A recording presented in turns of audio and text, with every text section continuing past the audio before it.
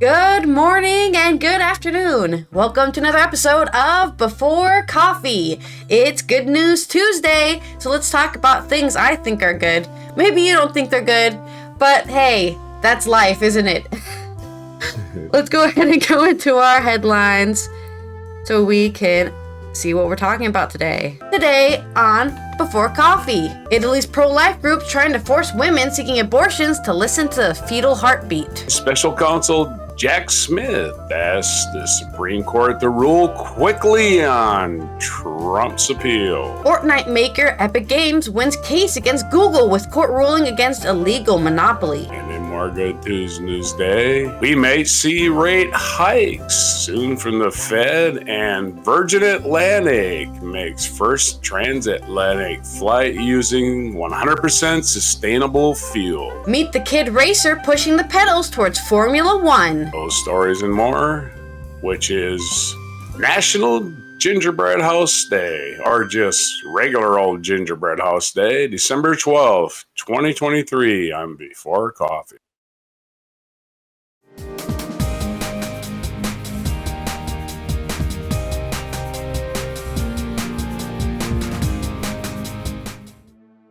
Okay, our first news story is not good news, but it's interesting news, and not surprising coming from a fascist country like Italy's government currently is. Giulia Carbonaro is reporting on a group of anti-abortion organizations in Italy who have collected 106,000 signatures, double the minimum required in a referendum to change the country's law on abortion. This is on Euronews. An Italian anti-abortion group with ties to the United States, so what that sounds like is just a puppet group to try to force their ideals in other countries, has collected more than 100,000 signatures in an attempt to force women seeking abortions to listen to the so-called fetal heartbeat before going ahead with the procedure.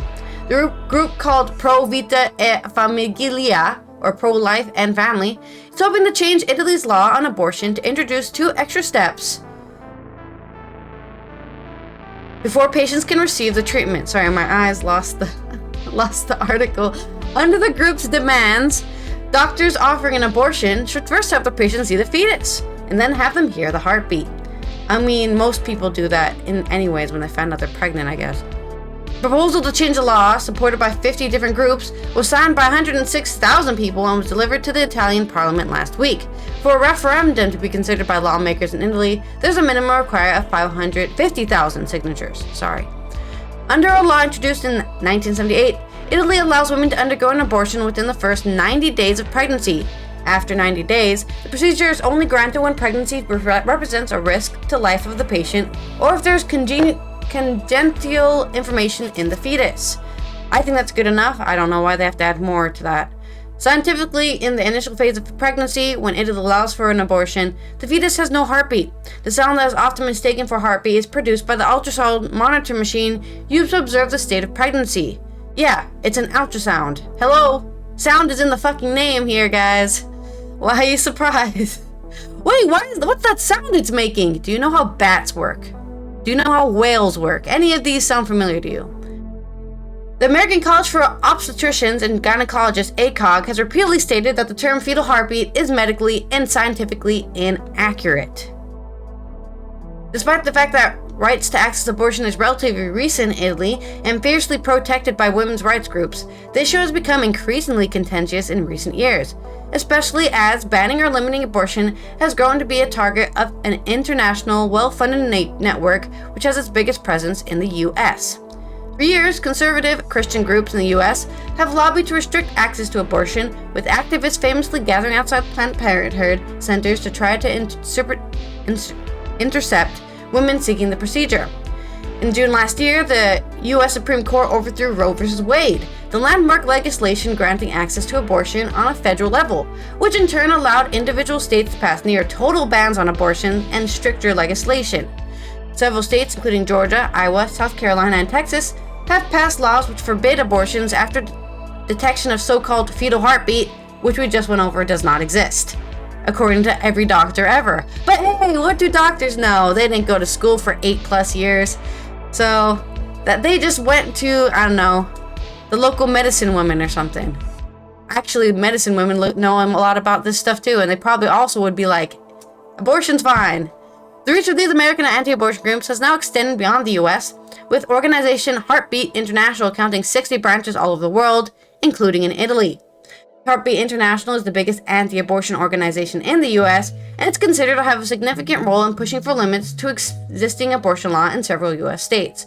I think it should be considered a spy organization if it's trying to influence other countries' laws. What the? If you want to be in the US, go ahead. Stay away from other countries. Movimento per la Vita, Movement for Life, the biggest anti-abortion organization in Italy, is affiliated with Heartbeat International and received a total of $99,000 or 92,000 euros from it in funding for training projects and support since 2014. Movimiento's regional branches in Piedmont, in the cities of Venice, Mestre, and La Spezia, supported the petition. There's another example that anti-abortion groups in Italy are looking at, Hungary, where in September 2022, the government and Prime Minister Viktor Orban, sounds like a man to me, introduced a new law forcing those seeking an abortion to listen to the fetal heartbeat, which we just went over does not exist. It was the first change to abortion laws in the country since 1992. Will a proposal make it into Italy's law? Italy's Prime Minister Giorgia Meloni has long proclaimed himself to be strongly in favor of growing country's sluggish birth rate. And that's where the anti-abortion clamor comes from. Let's be honest, this is my own editorial here. People are scared that their people will stop being born, and then there will be an ethical takeover of whoever else is having children. And they're so scared of that they want to fascistly incorporate anti-abortion into their laws, so that you can no longer do whatever you want with your body because you have to serve your country first by giving birth to many babies as possible. This is a fundamental truth of fascist governments, as I've learned, at least in my bachelor's degree on governmental systems, okay? This is a fundamental thing.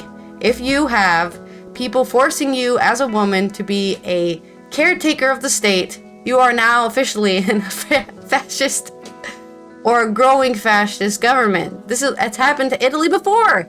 There's a whole film about this. Anyways, Meloni, leader of the far-right party, Brothers Italy, which is part of the current coalition in power, has long been an ally of Orban, with whom she shares some anti-LGBTQ+ pro-traditional family stances at the heart of her political manifesto.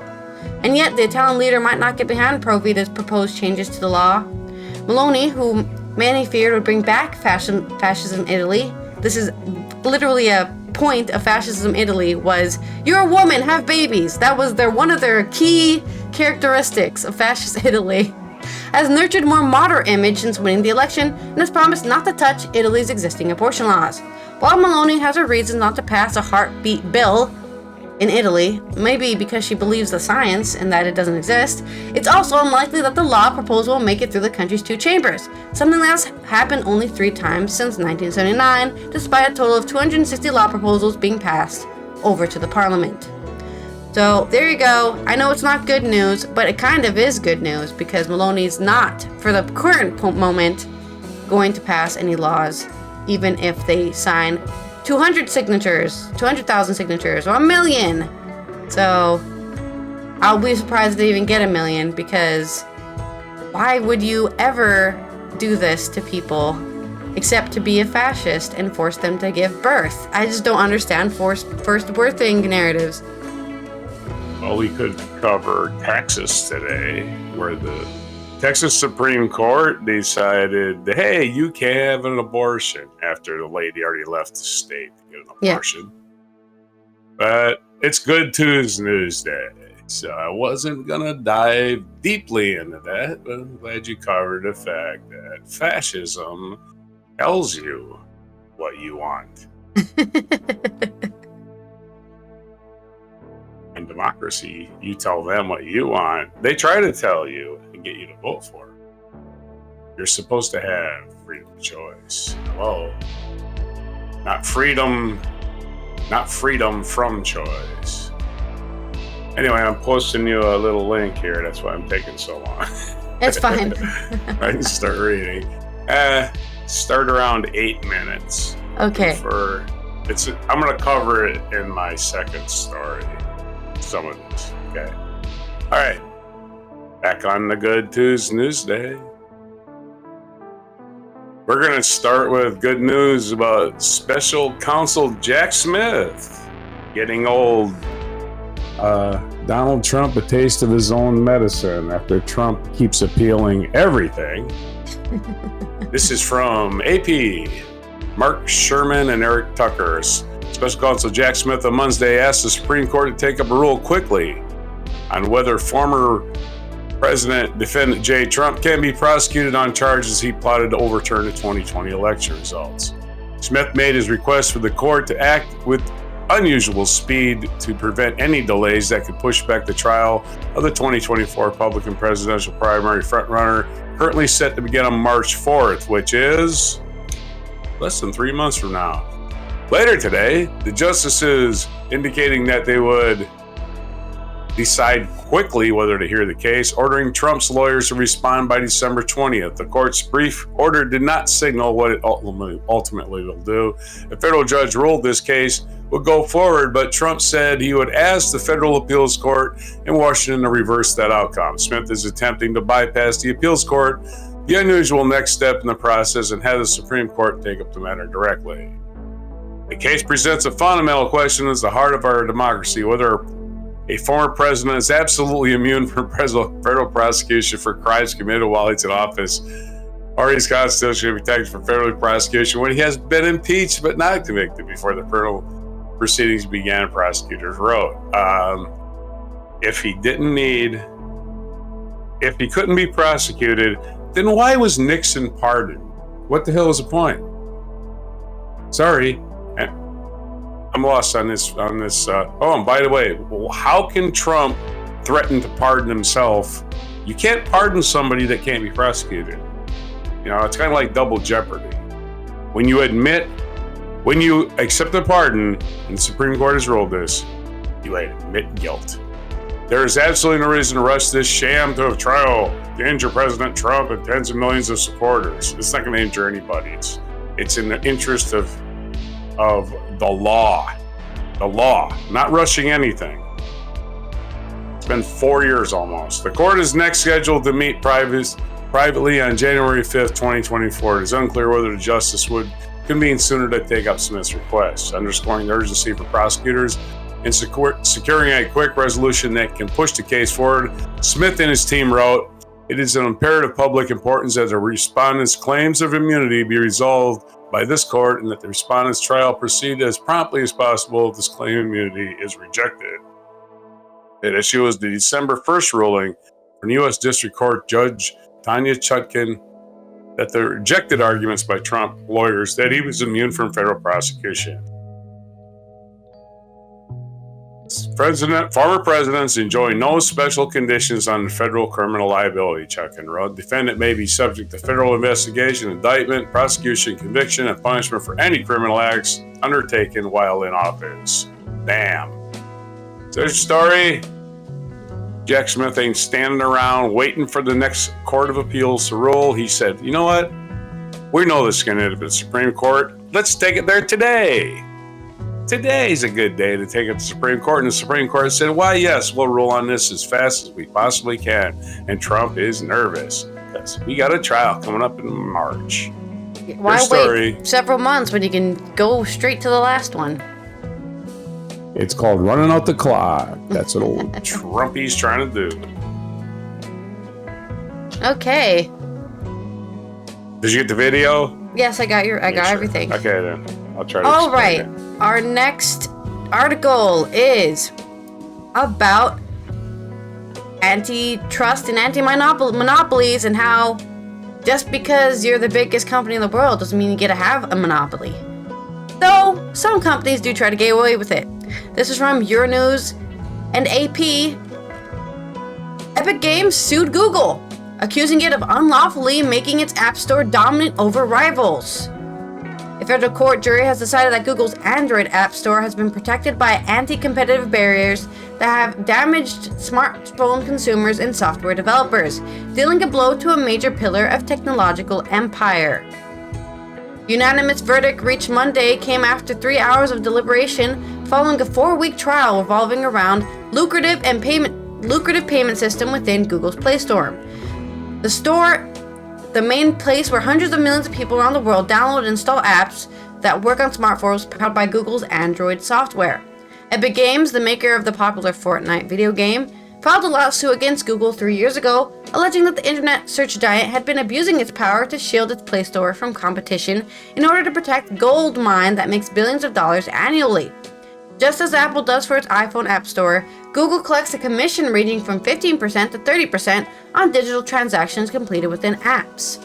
That's why a lot of apps are like $1.30 or something, so that they can make $1 instead of, 30 cents or whatever. Apple prevailed in a similar case that Epic brought against the iPhone App Store, but that 2021 trial was decided by a federal judge in a ruling that is under appeal at the U.S. Supreme Court. The 9-person jury in the Play Store case apparently saw through a different lens. Even through Google's technically allows Android apps to be downloaded from different stores, an option that Apple prohibits on the iPhone. Just before the Play Store trial started, Google sought to avoid having a jury determine the outcome, only to have its request rejected by the U.S. District Judge James Donato. Now it will be up to Donato to determine what steps Google will have to take to unwind its illegal behavior in the Play Store. The judge indicated he will hold hearings on the issue during the second week of January.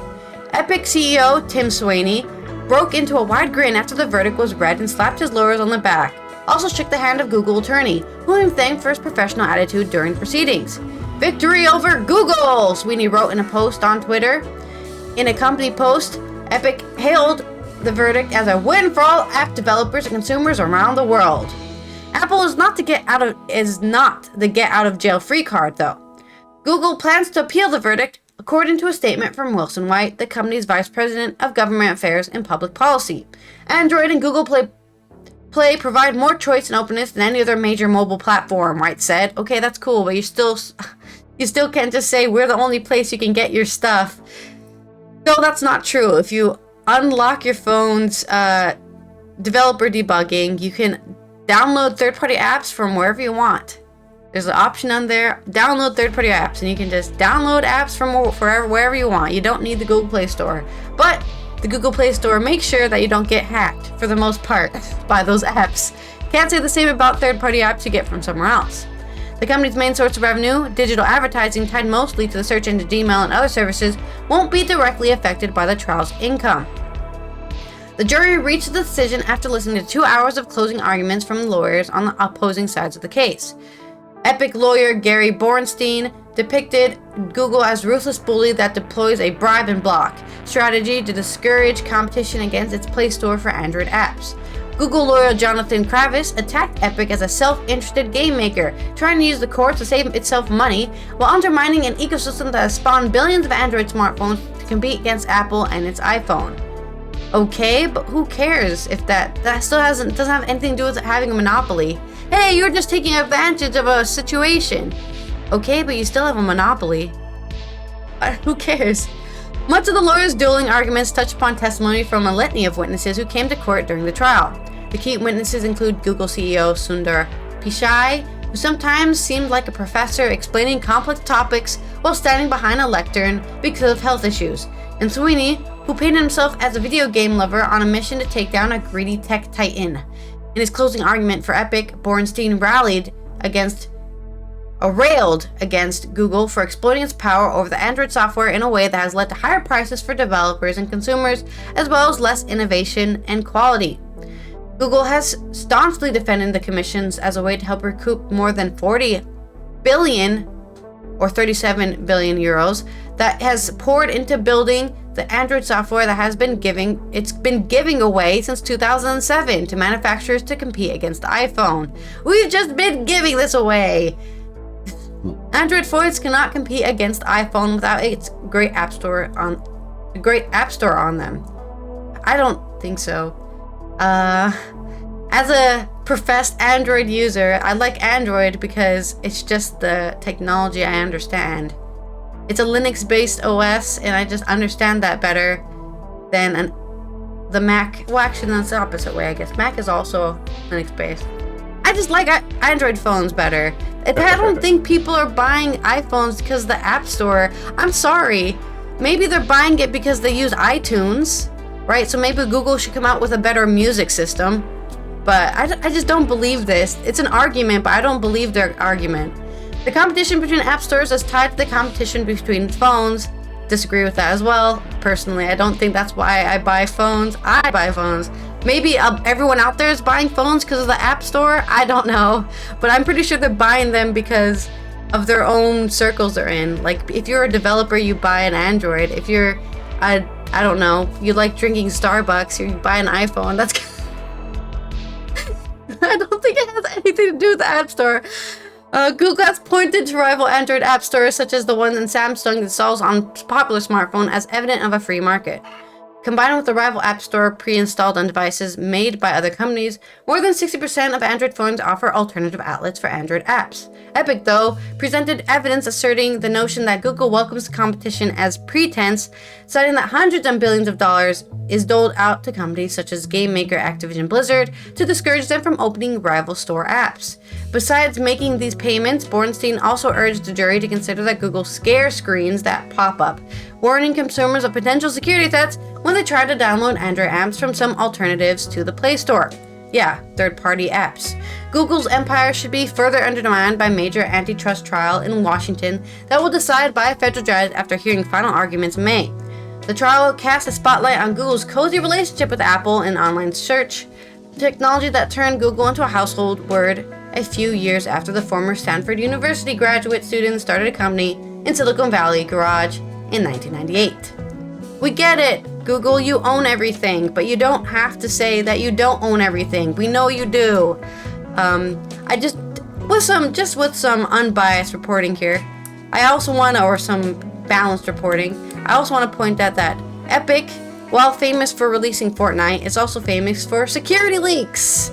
So that might be another reason why maybe you don't want to have an Epic game store on your phone, because Epic's game store on PC has had many security leaks which have leaked information. Also, Epic is owned by Tencent Media, which is a Chinese company, so take with that what you will. I don't like using Epic because of the security leaks, so I don't use it. I've never used Epic. Even if they try to give me 15 free games, I will never probably use the Epic store, but that's my biased opinion. My unbiased opinion is not everyone is out there trying to save us from trusts, okay? Isn't that why China wants to ban TikTok? Security. Yeah, China has its own TikTok. It banned TikTok, and then Congress wants to ban TikTok. Yeah. Your story. My story. Okay, I got three quicker stories. Good news day. Good news stories. With inflation edging closer, this is from Associated Press. Christopher Rogaber. Turning my headphone volume down so I don't have to hear my own echo. With inflation edging closer to the Federal Reserve's 2% target, the policy makers are facing, and in some cases feeling, hopes that they will make a decisive shift in policy and cut interest rates next year, possibly as soon as spring.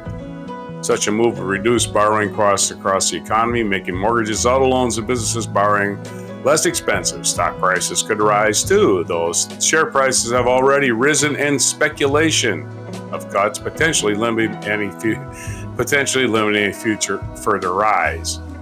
Well, that should help. Fed Chair Jerome Powell, though, has recently downplayed the idea that rate reductions are nearing, with the central bank poised to keep its short-term rate unchanged when it meets this week. Powell hasn't yet signaled that the Fed is consciously or conclusively done with the hikes. Speaking recently at Spelman College, Atlanta, the Fed chair cautioned that it would be premature to conclude with confidence that the Fed has raised its benchmark rate high enough to fully defeat inflation. Okay, that's their statement on it. The economy is headed in the direction the Fed wants. On Tuesday, when the government releases its November inflation report, is expected to show that the annual consumer price increases slowed to 3.1%, according to the Survey Economics by Factsheet, down sharply from a peak of 9.1 in just, about 18 months ago, June 2022. And job openings have declined, which means that companies are less desperate to hire and feel less pressure to sharply raise wages, which can accelerate inflation. Consumers are still spending, though more modestly, and the economy is expanding. Other good news, real wages are actually up. So there's the good news on the economy. Here's good news on the environment. This is from the Good News Network. Andy Corbley, Virgin Atlantic flight from London makes history. That's first transatlantic jet using 100% sustainable fuel. There's one thing to power green aviation in Europe, where flight takes 30 minutes. Where flights take 30 minutes to 3 hours, it's another thing to send a jetliner across the Atlantic. That's exactly what Virgin Atlantic was able to do the first time in history when a Boeing 787 flew from London's Heathrow to JFK using sustainable aviation fuels, SAF, manufactured from cooking oil, waste crops, and waste food. This kind of fuel is reckoned as emitting 50% to 70% fewer emissions than jet fuel, and since the whole of world aviation accounts for just 2.8% of global emissions, a 50 to 70% theoretical reduction would eliminate it as a priority in the fight against climate change. Virgin's 787 was filled up to 50 tons of SAF. Two types were used, with 88% derived from waste fats and the rest from waste products of corn farming in the US. UK's Transport Secretary Mark Harper was one of those on board of the flight and was upon landing declared, "History has been made. The flight was not open to the paying public, but there were passengers." Sir Richard Branson, the company's founder, said he knew it was just the first step, but you have to start somewhere, he told BBC.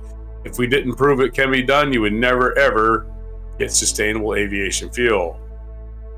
Heavy machinery has difficulties becoming green. Planes, trains, and heavy construction equipment need massive doses of portable power, that kind of generated through diesel or kerosene. It needs to be not only portable and combustible, but also light enough not to disrupt weight restrictions. For this reason, passenger jets are at the moment limited to SAF or hydrogen. In the spring of this year, a startup called Zero Avia flew the largest aircraft, a 19-seater ever powered by hydrogen, which they hope to make available soon to decarbonize and short national flights to Europe. Of course, famously, dirigibles were zero carbon because they just floated in the air using hydrogen. Maybe we can go back to dirigibles. Hello. Of course, hydrogen is highly flammable, and that's why the Hindenburg went up in 9 seconds. And in other good news, George Santos. Yeah, he seems to always land on his feet. He's charging you money to give messages. And Jimmy Kimmel has taken advantage of it. Jimmy Kimmel, this is from Independent UK. Jimmy Kimmel gave a perfect response to George Santos' demand that he pay him $20,000 after the late night show host tricked the ousted lawmaker into recording personalized Cameo video messages. Mr. Santos has taken to posting videos on Cameo, the site where celebrities offer short greetings for a fee following his expulsion from Congress last month.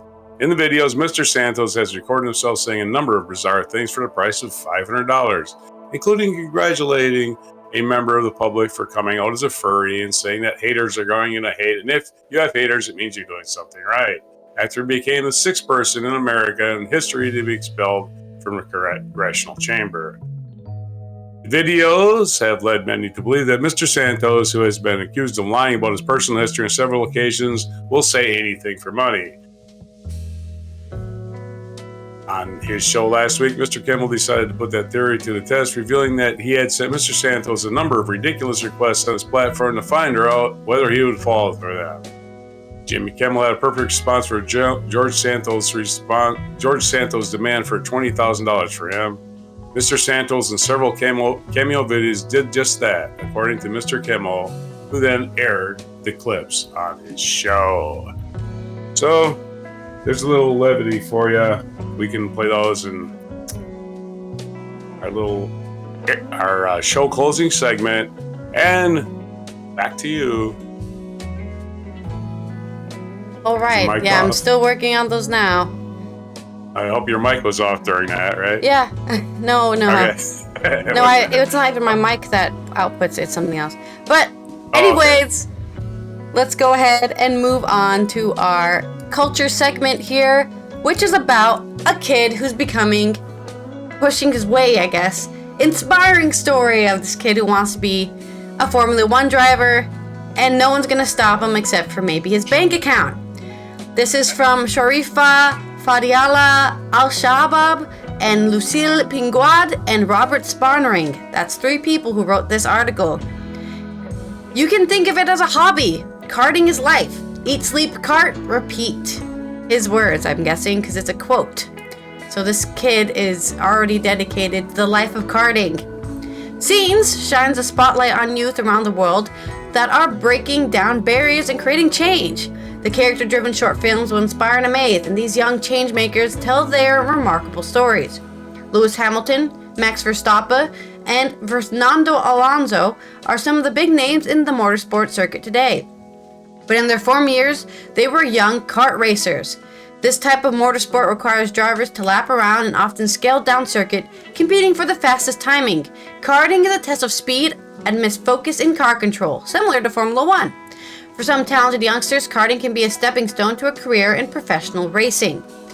I've always loved those little karts. Those are really fun, especially when we went in Ocean City. That's always really fun. Compete with each other just a little bit. Jacob Ashcroft is eager to follow in the slipstream of these world-renowned racers. I want to be a Formula 1 driver, Jacob tells Scenes. At 12 years old, Jacob is not quite there, but if his track record in karting is anything to go by, he is well on his way. This year, I've attended 4 main championships, Jacobs explains. The Ultimate Karting Championship, in which I came first place. In the Euro Trophy, I was the European champion, and I came 3rd in the British Championship. In the BNL Karting Series, I finished the championship winning and having the maximum score possible. Jacob's parents are avid motorsports fans and have been spectators of the races for years. Being exposed to the sport early meant that he's been getting behind the wheel since he was 5 years old. There was a small go-kart on the floor, which I'd never seen before. It's called a Bambino kart.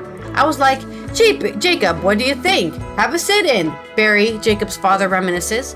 At first, Jacob was scared of the engine noises, but those initial fears dissipated quickly after giving the kart a spin. I said to both my parents, I really want to do that again, Jacob recalls. From then on, his life took on a turn into the fast lane, starting in the Bambino class until he was 8 years old. Upon outgrowing his class, children like Jacob advanced to the cadet, junior, and senior, and gearbox classes. Karting for the Ashcrofts is truly a family affair. Jacob's father doubles as a mechanic and is responsible for building and fixing the kart. Isn't that always the case? So there's so many movies or like biopics about like famous racers, and it's like, my dad was a mechanic who worked on race cars, and then I decided to do it. I decided to get in cars. I already have the mechanic. One person I don't have to pay. His mother, Louise, prepares their motorhome for racing weekends, arranges the catering, and provides emotional support when things don't go according to plan. Well, you know, the dad could also give some emotional support too. You didn't ask him, did you? You're just like, oh, that guy's the mechanic. He doesn't have any emotions. You need to manage because you don't want their mental health to suffer, Louise cautions. We're racing at the top level of karting for children's Jacob's age, so the pressure is on. In the world of competitive kart racing, some children are managed by professional mechanics, others like Jacob are managed by their parents. According to Barry, the latter group might have an edge. The paid mechanic wants to see the driver do well, but that's my son. I have much more vested interest in how Jacob performs on the track, Barry explains. Jacob enjoys the full support of his family as he navigates the highs and lows of kart racing, gearing up for a weekend of kart racing. Jacob puts the pedal to the metal and clocks at least an hour a day in a simulator at home. You can change all types of stuff. You can change your weather. You can change your tires. Every time we go to a different track, I test the track on the simulator to make sure I'm ready, Jacob shares. Come race day, Jacob goes full throttle. Karting can be a dangerous sport. Racers at the cadet level, like Jacob, can go up to 80 kilometers per hour, which is like 40 or something miles per hour. 38 or something, where one mistake could have dire consequences. Yes, you can even die going 10 miles per hour, so it's very dangerous to go quadruple that amount. I've obviously wanted to keep myself as safe as possible. Something when I look at going for an overtake, I do not think if it will end, Jacob says. You've just got to use your head a lot. Jacob did not earn his stripes overnight and has been competing for 7 years. But for Mom Louise, watching her son on the track doesn't get any easier. These days, I don't want to watch the start of the race, admits Louise. The first lap is so manic. They go into the first corner and literally you've got 20 to 30 cars all fighting for place. But the family is far from putting on brakes. According to Barry, they head to the racetrack up to 46 weekends a year. You can't think of it as a hobby. Karting is life. Eat, sleep, eat, kart. Repeat, Barry concludes. The family is committed to fueling Jacob's aspirations of becoming a Formula One driver. Jacob's parents hope that whether or not he achieves his goal, he can reflect on his action-packed weekends at the racetracks together as a family with fond memories. It is, without a doubt, a unique childhood. Yeah, it's always inspiring to hear about family who, has one child and supports all their dreams to come true. Not a lot of families get that. Not a lot of children get that support at home, so it's always inspiring to hear that, that parents will do all they can to make sure your dreams come true, even if you abandon them at, 18 because you get interested in a girl or something. This reminds me of that Disney Channel movie, which was about, I think, the first, I don't know if it was a real story, but there's a woman who wanted to become not a F1 driver, the one where you just go really fast and then stop at the end. Drag racing. Yeah. It was a female drag racer, the first female drag racer, and then she had to fight everyone along the way to say, I can do this, I can drive a car in a straight line really fast. Why women had to fight for that right, I don't know. But I guess it's because they have... Huh? Muldowney. Yeah. Shirley Muldowney. Yeah, there you go. So it was a real story. Racer. She was a world champion. She wasn't just another woman. Yeah. Well, I'm just saying, when she tried to become one, she was just a woman. She was just I just want to drive my car in a straight line really fast, and everyone was telling her in the movie, you can't do that because if you die, I don't know, one less child will be born in the world. Because that's the only reason I can think of why women can't do dangerous sports, which is, but you can give birth. If you're dead, you can't do that. Who gives a shit? She might have been the first. Yeah. She might have been the first woman to win in a man's sport. Your day in history. And of course, going really fast. I always wonder how those people start. And you're right, it's probably usually an only child, right? They can put all of that time and effort in one kid and the other kid. There's nobody thinking, what about me? And they're going, sorry, I want to become a horse rider. Well, we can't afford F1 and horse riding, so we have to choose the older kid. They were born first. I think there's a lot of that in golf too. Like, they had one kid, give him all the attention and make him think his shit don't stink. Yep. Which is terrible. Unfortunately, also terrible for the kid to think that they're infallible. This day in history, 1821. Let me turn my sound down again. Realize I paused too much. 1821 novelist Gustave Flaubert, a leading figure in the realist school of French literature, best known for his masterpiece Madame Bovary, was born. In 1846, New Grenada, now Colombia and Panama, signed the Bidlack Treaty with the United States, granting U.S. right-of-way with the Isthmus of Panama in exchange for a guarantee of neutrality for the Isthmus and the sovereignty of New Grenada, which I'm sure lasted. 1915 was the birthday of American popular singer Frank Sinatra, who achieved wide success as also a film actor. He was born on this day in Hoboken, New Jersey. So happy 108th, old Frankie, old blue eyes. 1923, happy birthday, 100th birthday to Bob Barker, who is best known for hosting The Price is Right. 1936 is the birthday of... Wait, no, it's not a birthday. In 1936, Chinese nationalist leader Chiang Kai-shek was seized by one of his own generals, Chiang Su-lang, beginning the Xi'an incident. In 1964, Kenya became a republic for the first anniversary of its independence of Britain. So Kenya was officially a country in 1964, which of course the idiots who put out the fake Obama birth certificate had it on Kenya on the birth certificate, which is really funny because he was born in 1960. 1977, the music drama Saturday Night Fever starring John Travolta had its world premiere. The film was a huge hit, as was its accompanying disco soundtrack. And that's where Staying Alive got really famous, right? What? Isn't that where Staying Alive got really famous because he was walking down the street to it? Yeah, you want me to hear me sing it? No, we already have that clip on a react video to the final finale of Stranger Things season 1. We already have you singing. Well, you can tell by the way I use my walk, I'm a woman's man. No time to talk. Yeah, music loud and women want to kick the rap since I was born. You know it's all right. It's okay.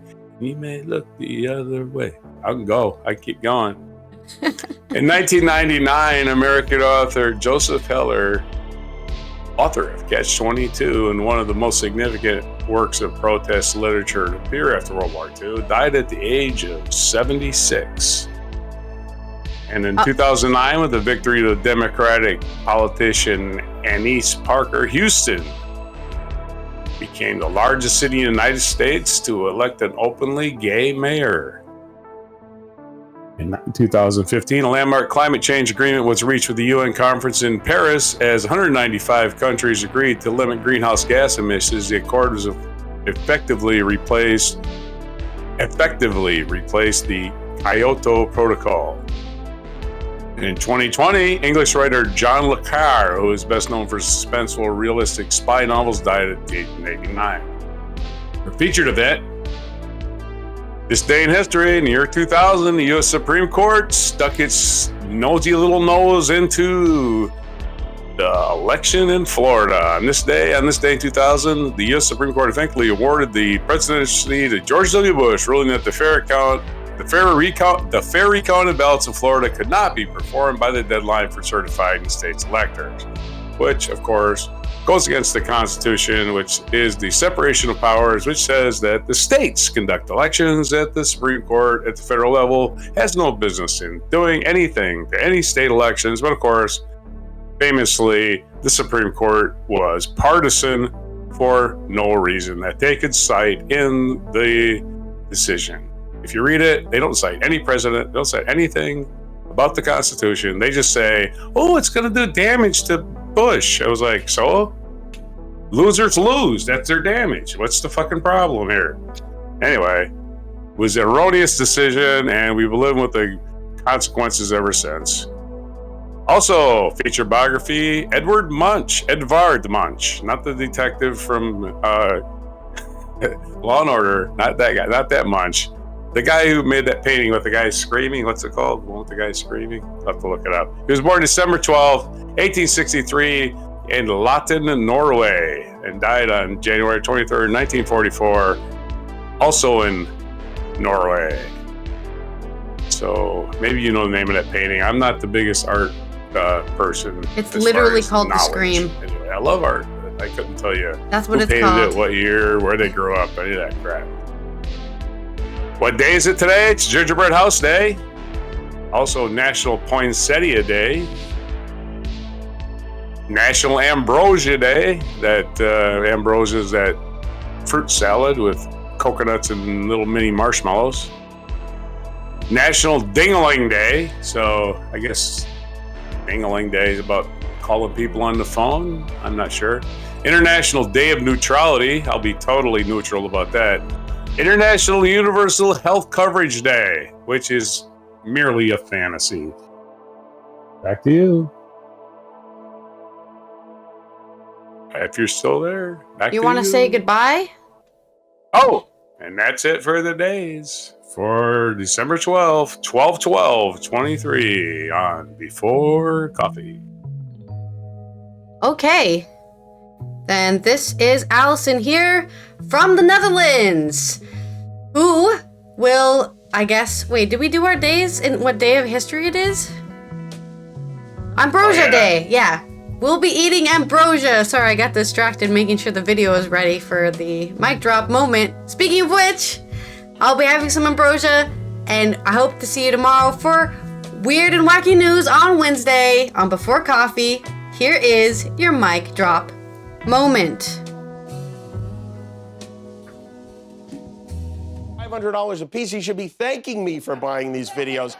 But I have a big stockpile. You want to see one? Okay. Again, George had no idea these requests were from me. I just wrote them and sent them in. So, Will Santos, say it. Here we go. George, can you please congratulate my legally blind niece, Julia, on passing her driving test? They said she couldn't do it, even shouldn't, but she's taught herself to be able to drive safely using her other senses. She's not a quitter. That said, the day after she got her license, she got in a really bad car accident. So if you can also wish her a speedy recovery, that would be amazing. She's in a body cast and very bummed out. But with help from Jesus and President Trump, soon she will be back on the road. Okay, Will, George Santos, say it.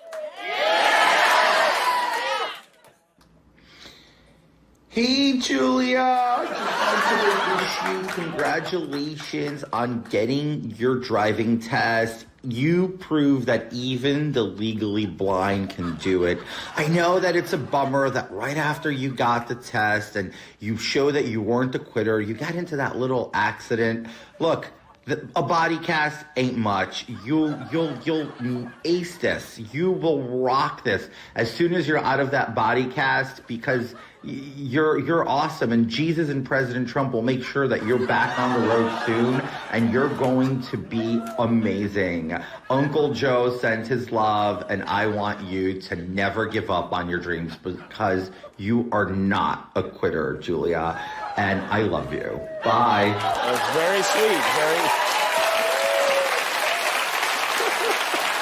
You want one more? All right, one more.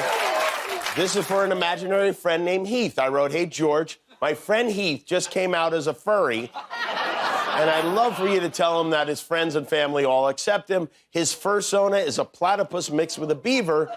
He calls it a beaverpuss. Can you say, we all love you, beaverpuss? He also just got the go-ahead from Arby's corporate to go to work in the outfit, so we're all so happy for him to be himself at work and at home. Could you also do a loud yiff, yiff, yiff? That's the sound Beaverpuss makes as Beaverpuss. Thank you so much. All right, Will Santos, say it. Hey, Heath. Joe Santos here.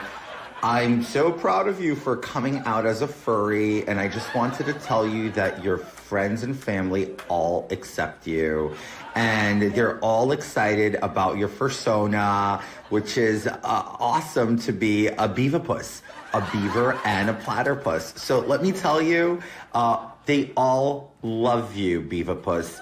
Don't you ever get your head down, and don't you ever let anybody tell you what you can and can't be. I'm so proud that the corporate folks at Arby's gave you the go-ahead to go to work in your persona. So if you could just, live it up and be as perfect as you want, just keep doing you, and yiff, yiff, yiff. Bye. Yiff, yiff, yiff. That's right. Right back at you.